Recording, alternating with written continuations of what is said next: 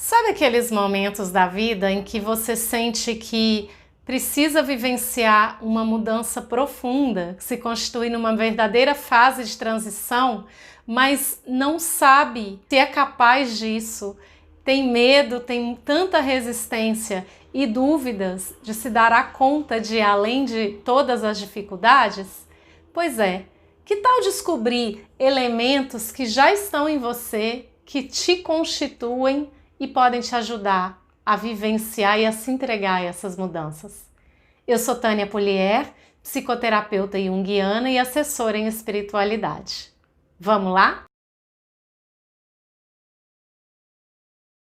Bom, para tratar desses assuntos que nos constituem como ser humano, eu vou pedir a ajuda de uma personagem da mitologia judaico-cristã.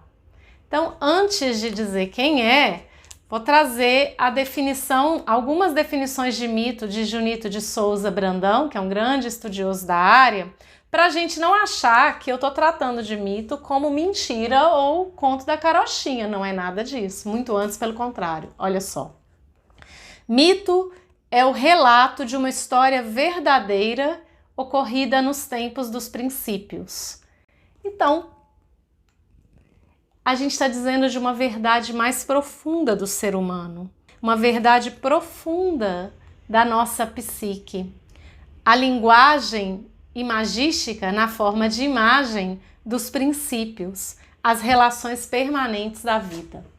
Então, é neste sentido que a gente vai tratar aqui.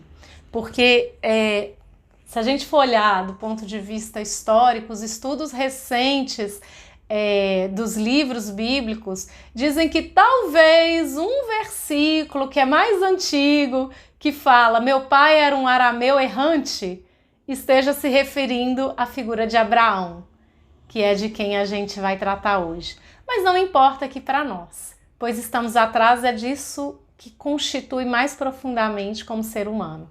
Então a gente vai falar de Abraão e de Sara. No começo ainda eram Abrão e Sarai.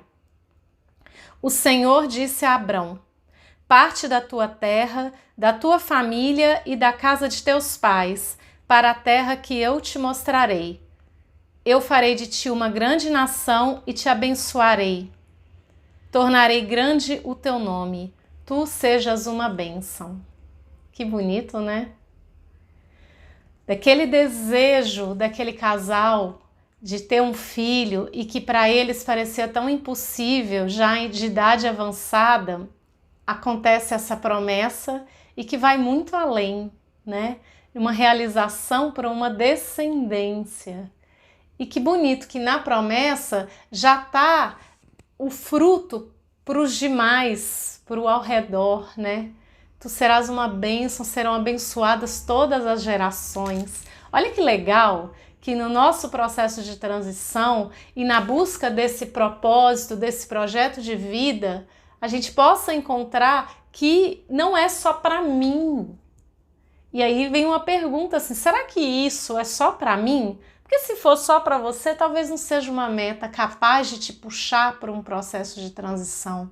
Mas reconhecer que, nossa, nessa busca eu posso ser bênção aonde eu for, começa a ser maior e começa a ganhar uma força de um desejo que vai além e que aí é capaz de ir superando o medo em mim.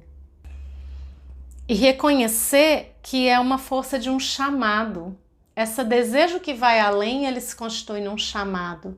E às vezes, como é que eu posso reconhecer o chamado? Pois nos vários chamados que a própria vida me faz. Às vezes vem de uma inquietação interior, mas às vezes vem de um pé na bunda. Tem hora que a vida nos... Mas dali, aquilo que, meu Deus, me apavora, perdi o emprego, assim, tô numa situação super difícil que eu não imaginava, que me aconteceu, pode ser uma grande oportunidade de mudança. Mas é um chamado. Mesmo quando brota dentro de mim, reconhecer que vai além de mim. Só que começa aonde? Parte da tua terra, da tua família e da casa dos teus pais. Quem não é capaz de fazer os rompimentos, as rupturas, as separações que a vida pede, não vai ser capaz de viver a transição. Acaba não conseguindo se realizar plenamente como ser humano. Isso é um grande risco e hoje em dia esse risco está muito presente, porque a nossa cultura nos leva a um comodismo. Às vezes com mil desculpas, até financeiras, a gente vai ficando no quintal da mãe. Só que esse ficar no quintal da mãe, quando não dentro da casa da mãe, é muito perigoso. Tanto literalmente, como num sentido simbólico, assim. Não cortar o cordão umbilical não permite o nascimento. E quantas vezes ao longo da vida a gente precisa cortar esse cordão umbilical, né? Parece que a gente está, como ser humano, como sociedade, vivendo um momento de transição, se Deus quiser, do patriarcado, muitos já têm falado, né? Do patriarcado para a alteridade.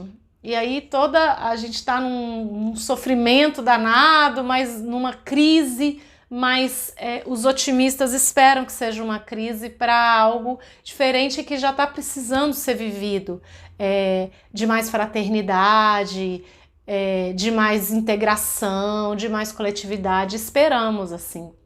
E na vida de cada indivíduo, essas fases pela qual, né, a gente passou por 25 mil anos de matriarcado, 5 mil anos de patriarcado e agora parece que estamos numa transição. No desenvolvimento individual, essas fases acontecem também, né? A gente passa por uma fase mais aí, de natureza, de instintos, formando uma unidade com a mãe, e aí chega um momento em que uma lei, um pai, precisa um pouco cortar essa relação simbiótica, né? E se não corta, tem gente que é adulto com 40 anos numa relação simbiótica com a mãe, mas enfim, a gente não vai aprofundar isso agora. Mas na hora que corta e começa a levar para o mundo, para a escola, e aí tem regras, tem normas, tem uma linguagem diferente, mas tem um desenvolvimento de algo, tem uma separação, eu e o outro, menina e menino, e aí começa, vem o patriarcado na nossa vida e que às vezes a gente não supera, e tudo isso vem com os seus aspectos positivos e negativos, né? Tem um caos anterior, que aí vem algo que põe um pouco mais de ordem, mas que às vezes também fica tão rígido que nos quebra por dentro, e precisamos chegar num momento que não é mais tão preto no branco, né? Em que as coisas se integram mais e que há 50 tons de cinza. Mas enfim, parte. Sem esse partir e ir para outro lugar em que eu te mostrarei, a gente nem conhece esse novo, mas larga o velho e vai para o novo e você vai conhecer indo. Se você não for, você não vai conhecer. Tá no chamado de cada mudança profunda, de cada transição.